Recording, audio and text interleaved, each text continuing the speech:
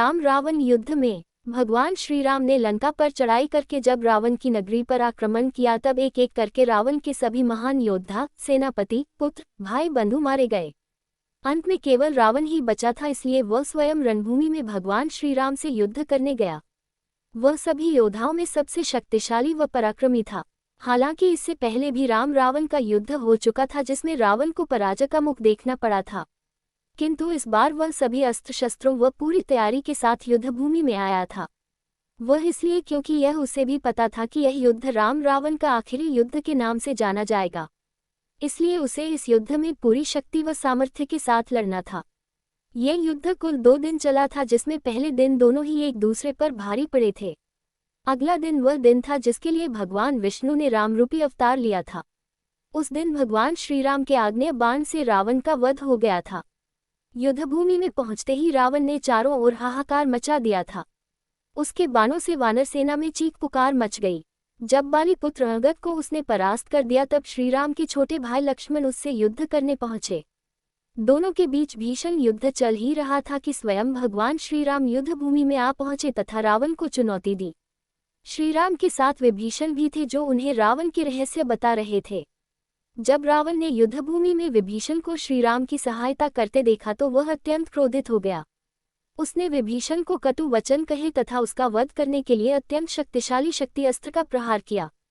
विभीषण को बचाने के उद्देश्य से उस शक्ति प्रहार के सामने स्वयं प्रभु श्रीराम आ गए तथा घायल हो गए।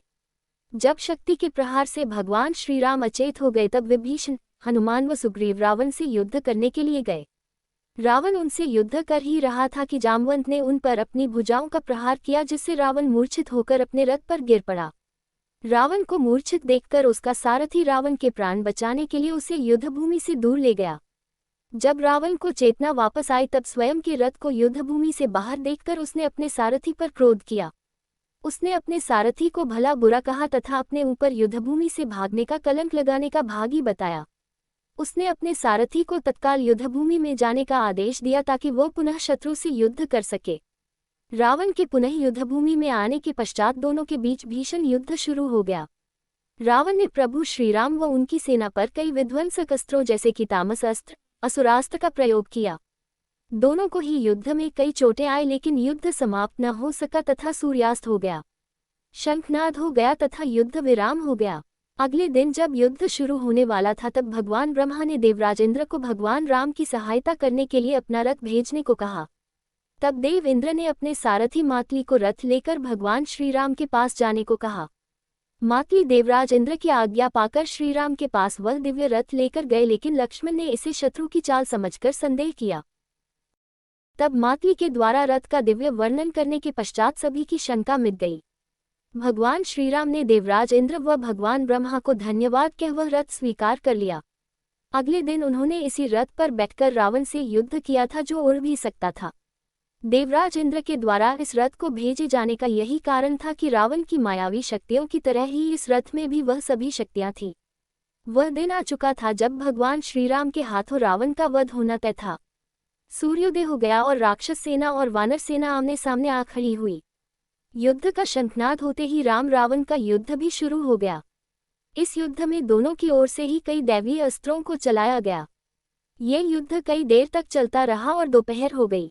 इतने में ही रावण अपना रथ आकाश में ले गया तो प्रभु श्रीराम ने भी मातली को रथ आकाश में ले जाने को कहा।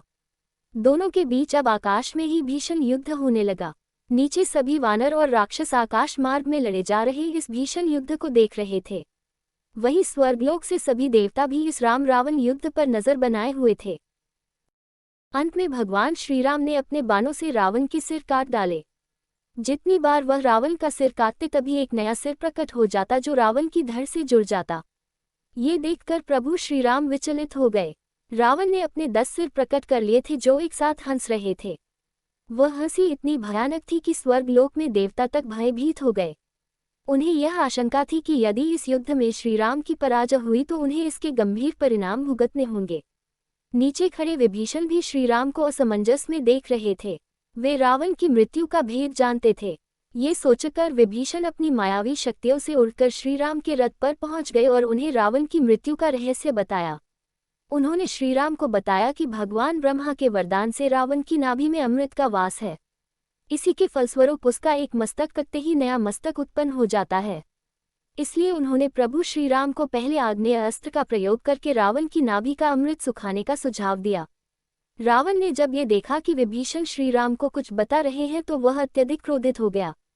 वहीं दूसरी ओर विभीषण से रावण की मृत्यु का रहस्य पाकर श्रीराम ने तुरंत आग्नेय अस्त्र का संधान किया तथा उसे रावण की नाभि पर छोड़ दिया। अपनी नाभि पर आग्नेय अस्त्र लगते ही रावण की चीख निकल गई जो पूरे ब्रह्मांड में गूंज गई। संपूर्ण जगत में हाहाकार फैल गया था और इस भयानक अस्त्र के प्रभाव से कुछ ही पल में रावण की नाभि का सारा अमृत सूख गया।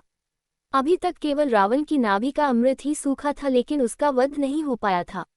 इसलिए प्रभु श्रीराम ने ब्रह्मांड के सबसे विध्वंसक अस्त्र ब्रह्मास्त्र का संधान किया तथा उसे रावण पर छोड़ दिया। ब्रह्मास्त्र के प्रहार से रावण जोर जोर से जय श्रीराम का चीत्कार करता हुआ भूमि पर रथ सहित गिर पड़ा।